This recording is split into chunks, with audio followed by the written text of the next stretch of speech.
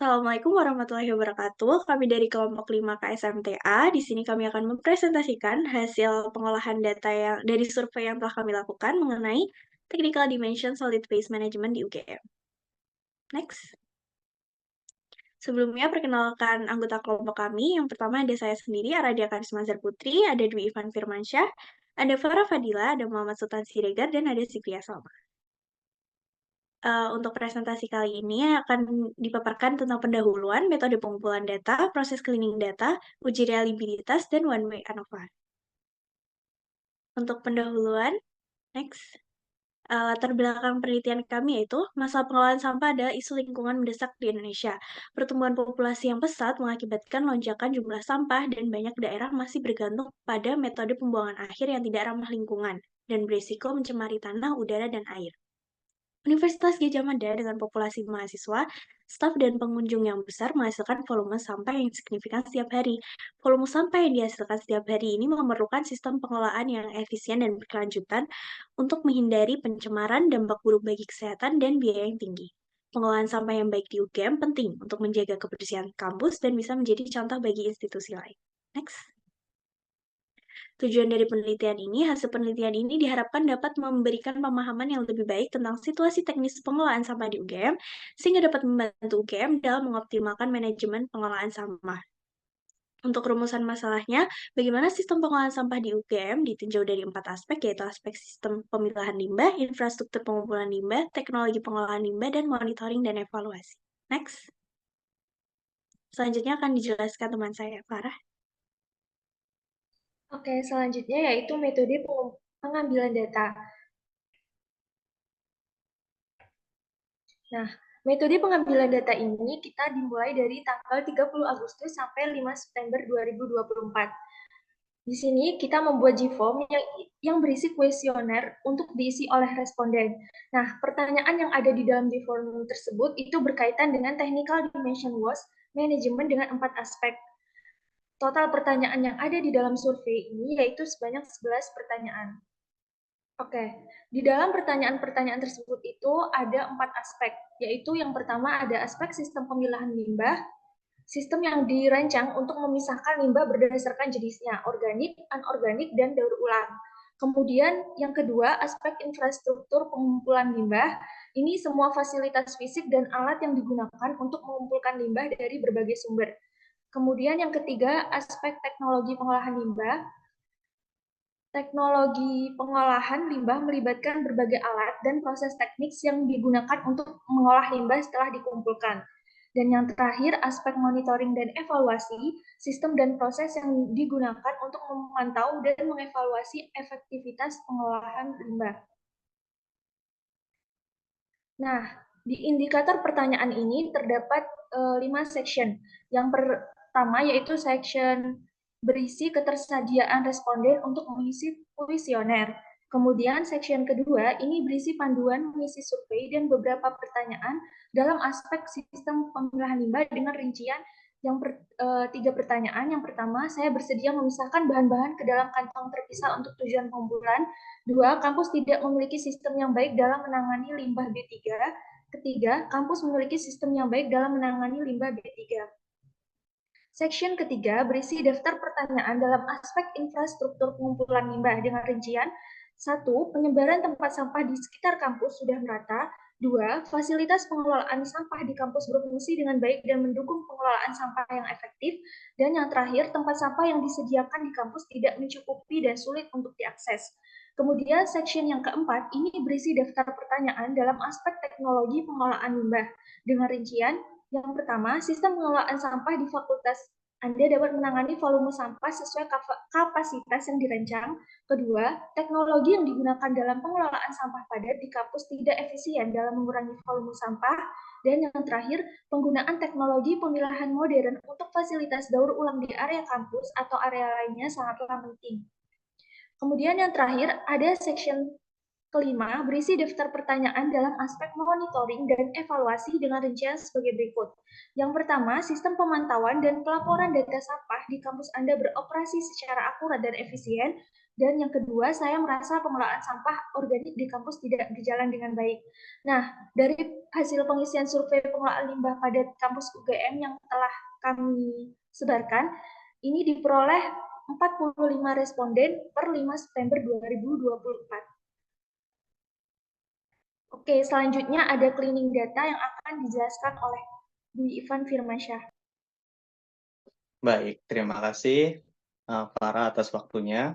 Saya di sini akan menjelaskan tentang cleaning data.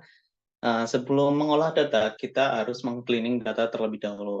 Secara general, cleaning data itu diartikan sebagai proses pembersihan data dari kesalahan, terus inkonsistensi atau duplikasi yang mungkin terjadi dalam kumpulan data. Nah, dalam data ini, kita akan menyeleksi inkonsistensi dari setiap data yang kita peroleh. Nah, dalam cleaning data ini, kami melakukan pembersihan data dengan menghapus data yang inkonsistensi atau tidak konsisten dalam menjawab survei. Nah, dalam survei terdapat satu pertanyaan yang berlawanan dengan pertanyaan lainnya sebagai cara untuk memancing responden. Nah, sehingga kita tuh dapat mengetahui apakah responden menjawab dengan serius atau asal-asalan. Nah, sebagai contoh, kita memiliki satu pertanyaan tentang kampus memiliki sistem baik dalam menangani limbah B3.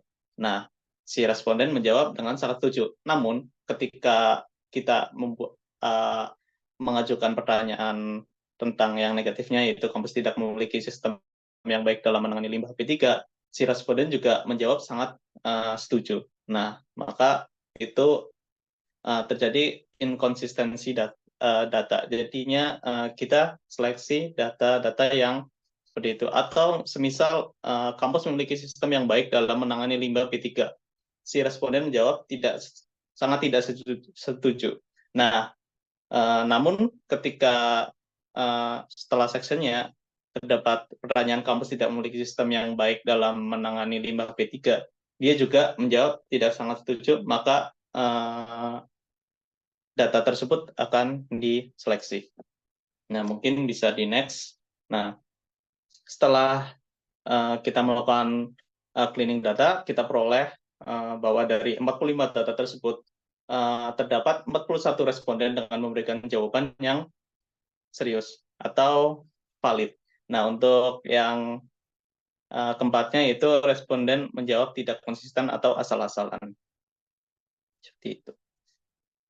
Mungkin selanjutnya akan dijelaskan oleh Mas Sultan. Oke, selanjutnya saya akan menjelaskan tentang uji reliabilitas. Uji reliabilitas memastikan bahwa instrumen menghasilkan hasil yang stabil dan konsisten ketika digunakan dalam kondisi yang sama, sehingga data yang diperoleh dapat dipercaya dan diandalkan. Uji reliabilitas dilakukan menggunakan jam UV. Next. Pada pertanyaan A terdapat 2 pertanyaan positif dan 1 pertanyaan negatif. Diperoleh nilai Cronbach 0,7 dan nilai McDonald 0,78.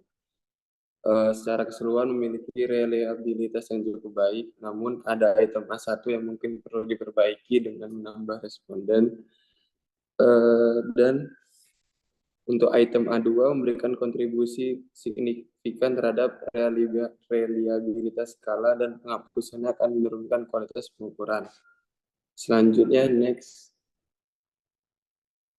Untuk pertanyaan B, diperoleh Cronbach 0,887 dan McDonald 0,896, menunjukkan reliabilitas yang sangat baik.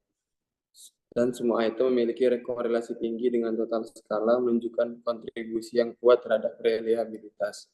Next. Untuk pertanyaan C, diperoleh nilai Cronbach 0,623 dan McDonald 0,685. Di sini menunjukkan reliabilitas moderat dan korelasi item C2 negatif dengan total skala cukup tinggi 0,489 menunjukkan kontribusi yang baik. Next. Selanjutnya untuk pertanyaan D diperoleh reliability analysis nilai Cronbach 0,753 dan McDonald 0,756 menunjukkan reliabilitas yang sangat baik. Semua item memiliki korelasi tinggi dengan total skala yang ada, menunjukkan kontribusi yang kuat terhadap reliabilitas. Presentasi ini menekankan pentingnya analisis reliabilitas dalam mengevaluasi konsistensi dan kualitas instrumen survei dalam berbagai kategori. Next.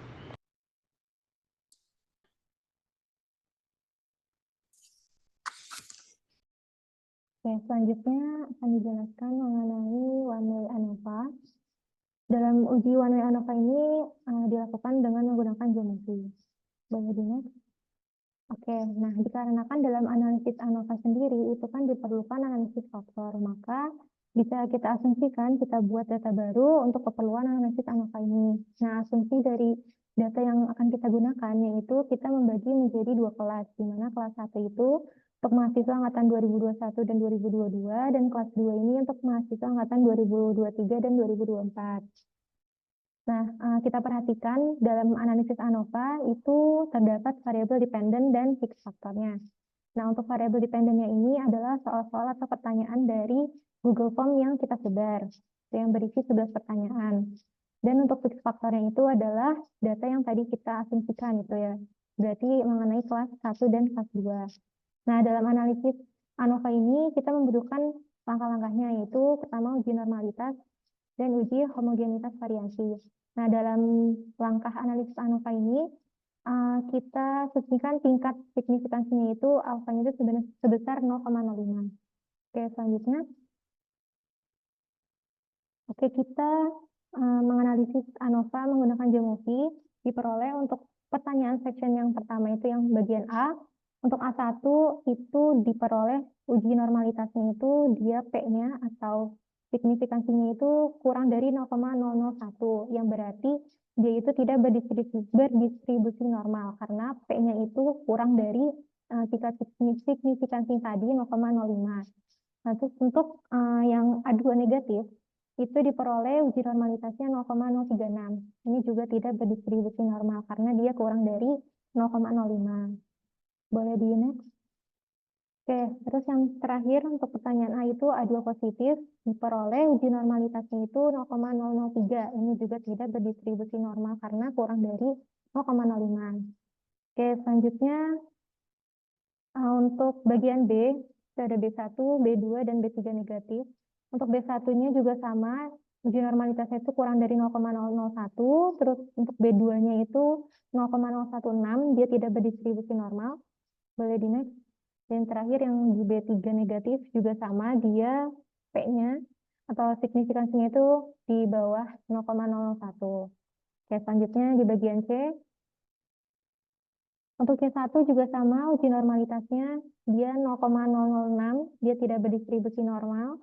Terus untuk C2 negatif juga sama, 0,041, itu masih kurang dari 0,05, jadi dia tidak berdistribusi normal. Selanjutnya untuk C3 itu juga sama, signifikansinya 0,001, jadi dia tidak berdistribusi normal. Oke, untuk yang section terakhir, bagian D, boleh di next-nya. Untuk D1-nya juga sama, dia uji normalitasnya 0,016, jadi tidak berdistribusi normal. Untuk D2 negatifnya juga sama, 0,017, dia tidak berdistribusi normal. Oke, boleh di next. Jadi, secara keseluruhan yang udah kita dapatkan gitu dari analisis one way ANOVA di geometri ini, bahwa semua aspek pertanyaan itu dia tidak berdistribusi normal. Tuh, data-datanya itu tidak berdistribusi normal. Nah, data yang dikatakan berdistribusi normal itu apabila P-nya itu lebih dari 0,05, di mana 0,05 ini adalah tingkat signifikansinya. Itu.